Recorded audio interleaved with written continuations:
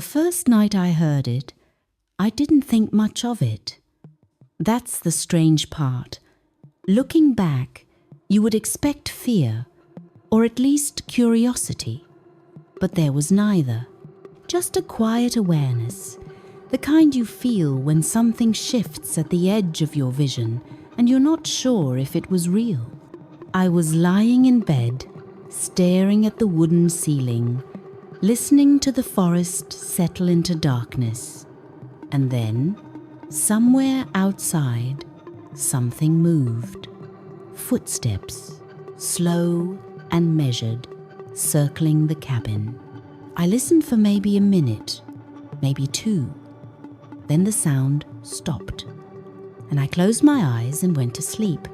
I wish I could tell you that was the only time. I wish I could say it was an animal, a deer passing through, a bear investigating the property before moving on. I've told myself those things many times over the years, but some part of me has always known better.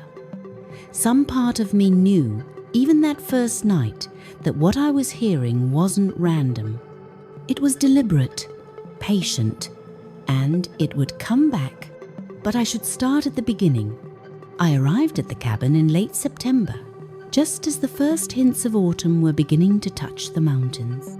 The property belonged to a friend of a friend, a man I had never met, but who had agreed to let me stay for 3 months in exchange for basic maintenance, clearing brush, checking the roof, keeping the place from falling apart over the winter. It was located in the North Cascades, about 15 miles from the nearest town and another 5 beyond the last paved road. The kind of place people described as remote, and meant it. I had been looking for something like this for a long time. Not running from anything, exactly. My life in Seattle had been fine, stable job, decent apartment, a routine that never varied. But somewhere along the way, the sameness had started to feel like weight. I would wake up in the morning and hear the traffic outside my window, the voices from the apartment next door, the constant hum of a city that never stopped moving. And I would feel tired in a way that sleep couldn't fix. I needed silence, real silence. The kind that exists only in places where no one else is around. The cabin offered exactly that. It was small, maybe 600 square feet, built from logs that had darkened with age to almost black. A single room served as living space, bedroom, and kitchen. A wood-burning stove in the corner provided heat. A hand pump in the kitchen brought water up from a well. There was no electricity, no phone line, no way to contact the outside world except for a battery-powered radio that I was told worked about half the time. The nearest neighbor was a ranger station 12 miles to the south, and even that was only staffed during fire season, which had ended weeks before I arrived. The forest surrounded the cabin on all sides. Douglas fir, western red cedar, hemlock trees so tall that on cloudy days the sky seemed to rest directly on their branches. The undergrowth was thick, a tangle of ferns and salal and fallen logs, slowly returning to the earth. A narrow dirt road connected the cabin to the main trail, but it was overgrown enough that I had to clear branches twice during the drive-in. Beyond the small clearing where the cabin stood, the forest stretched unbroken for miles in every direction. No houses, no lights, no signs of human presence, just trees. Endless, silent trees. I spent the first few days getting settled, unpacking supplies, familiarizing myself with the layout, learning the particular sounds the cabin made as the temperature dropped at night. The wood creaked and popped as it contracted. The stove ticked as it cooled. The wind moved through the trees with a low, constant whisper that never quite stopped. During the day, the forest was alive with sound birds calling, branches rustling, the occasional distant crack of a falling limb. But at night, everything changed. The birds went silent, the wind seemed to hold its breath, and the darkness pressed in against the windows like something solid, something waiting to be let inside. I had expected the silence to take some getting used to. What I hadn't expected was how quickly it began to feel normal. By the end of the first week, I had fallen into a rhythm. I woke at dawn, made coffee on the propane stove, spent the morning working on whatever maintenance task seemed most pressing. In the afternoons, I walked the perimeter of the property, never straying too far, just enough to stretch my legs and feel the air on my face. In the evenings, I read by lamplight, cooked simple meals, listened to the radio when it worked, and sat in silence when it didn't. And then I slept, deeply, peacefully, without interruption. The nights were quiet, completely quiet. That was what I noticed most during those first days. In the city, there was always something, a siren in the distance, a car passing by, the buildings settling around me. Here, there was nothing. When I turned off the lamp and lay down in bed, the silence was so complete that I could hear my own heartbeat, my own breathing, the blood moving through my veins. It should have been unsettling. Instead, it felt like relief, like I had finally found the place I was supposed to be. That changed on the 8th night. I had gone to bed early, tired from a long day of clearing brush from around the foundation. The cabin was dark, except for the faint glow of embers in the stove.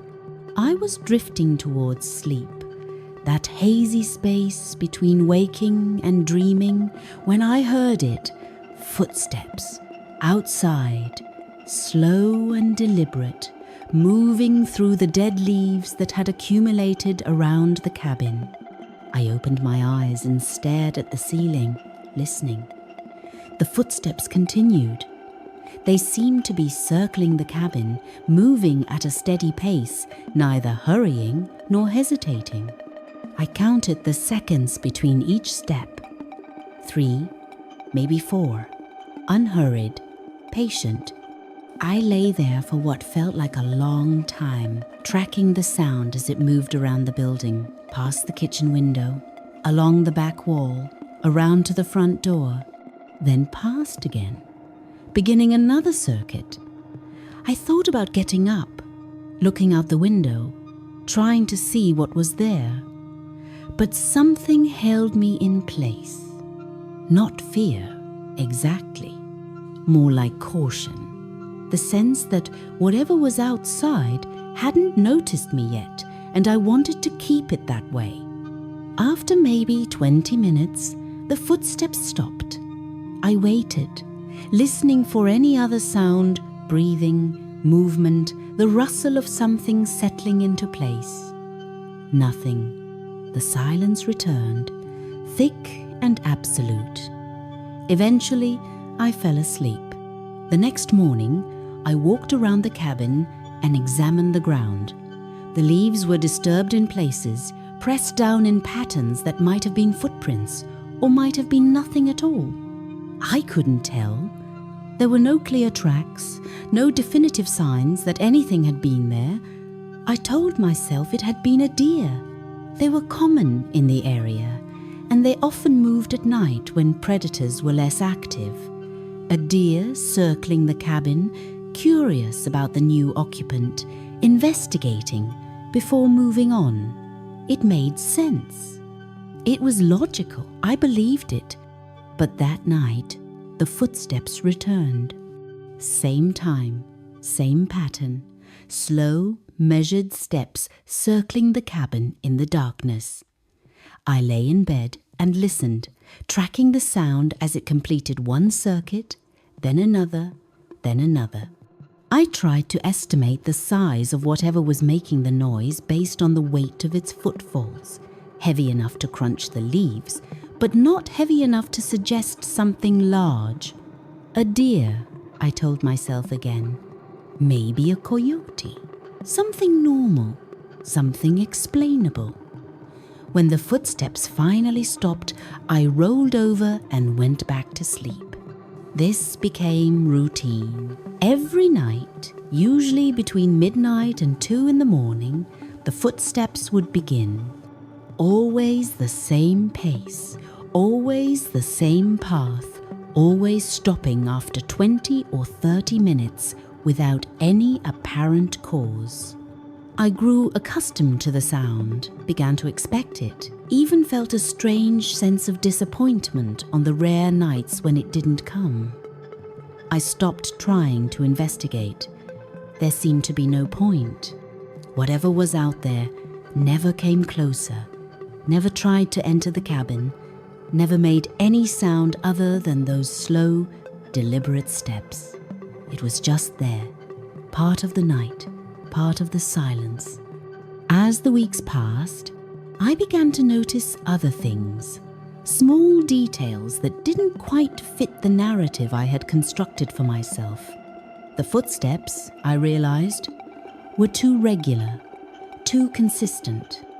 An animal would vary its pace, would stop to sniff the air or investigate a sound, would change direction based on instinct or curiosity. These footsteps never varied. They followed the same path, at the same speed, every single night, like a routine, like a ritual. I also noticed that the forest had grown quieter during the day. The birds still sang, the wind still moved through the trees, but there was something missing, a sense of presence, of life, that had been there when I first arrived. The woods felt emptier now, watchful. I would walk the perimeter of the property and find myself glancing over my shoulder, scanning the tree line for movement that was never there. I told myself I was imagining things. The isolation was getting to me, that was all. Too much silence, too much time alone with my thoughts. It was natural to start seeing patterns that didn't exist, but then I found the first mark. It was on the north side of the cabin, near the small window that looked out toward the thickest part of the forest. A series of shallow scratches in the wood, about 3 feet off the ground. They could have been made by an animal, a bear sharpening its claws, a deer rubbing its antlers against the logs. But the marks were too regular, too evenly spaced. 5 parallel lines, each about 6 inches long, carved into the wood with what must have been considerable pressure. I ran my fingers over them, feeling the rough edges, the depth of the grooves. They were fresh. The exposed wood beneath was still pale, not yet darkened by weather or age. I searched the rest of the cabin but found no other marks, just those 5 lines, positioned exactly where someone standing outside would have been level with them. I told myself there was an explanation. There had to be. But standing there in the grey morning light, staring at those scratches, I felt something cold settle into my chest. Something I hadn't felt since the first night I heard the footsteps. Doubt. The radio stopped working around the end of the 4th week. It had never been reliable, static, dropped signals, long stretches of silence between the rare moments when a voice came through. But now it produced nothing but white noise, no matter how many frequencies I tried. I changed the batteries, adjusted the antenna, cycled through every channel twice. Nothing. The silence was complete. I considered hiking out to the ranger station. It was 12 miles, a long walk but not impossible. I could check in, make sure everything was all right, maybe borrow a working radio, or at least confirm that someone knew I was still here. But something held me back. The thought of leaving the cabin, even for a day, felt wrong. Like abandoning a post, like admitting that I was afraid. So I stayed, and watched, and listened. The footsteps continued every night, unchanged, but other things began to happen.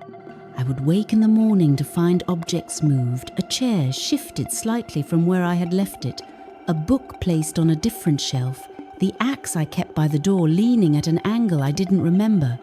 Small things, easily explained by my own forgetfulness or the settling of the cabin, but they accumulated. Each morning brought a new detail, a new wrongness that I couldn't quite articulate but couldn't ignore. I started marking things. A small pencil line on the floor beside the chair to track whether it moved. A specific arrangement of items on the shelf to see if they changed. A piece of string tied around the axe handle, positioned at an exact angle that I could measure in the morning. It felt paranoid, even as I did it. Like I was trying to prove something to myself that I didn't really want to know. The first time I found the string cut, I told myself I had done it in my sleep. Sleepwalking, maybe, or some half-conscious action I didn't remember. The second time, I couldn't make myself believe that anymore. The cut was clean, made with something sharp, positioned exactly in the middle of the string. I hadn't done it. I knew I hadn't done it. But the alternative was something I wasn't ready to consider. I stopped sleeping well. The footsteps, which had once seemed almost routine, now kept me awake for hours.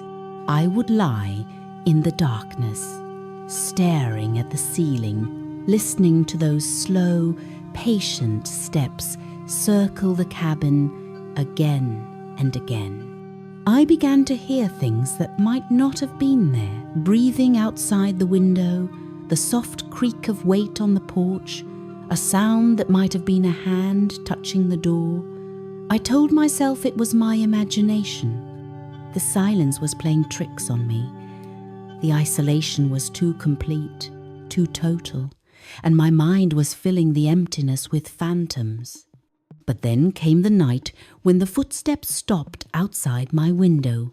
It was late, later than usual. I had been lying awake for hours, waiting for the sound that always came. When it finally started, I felt something close to relief.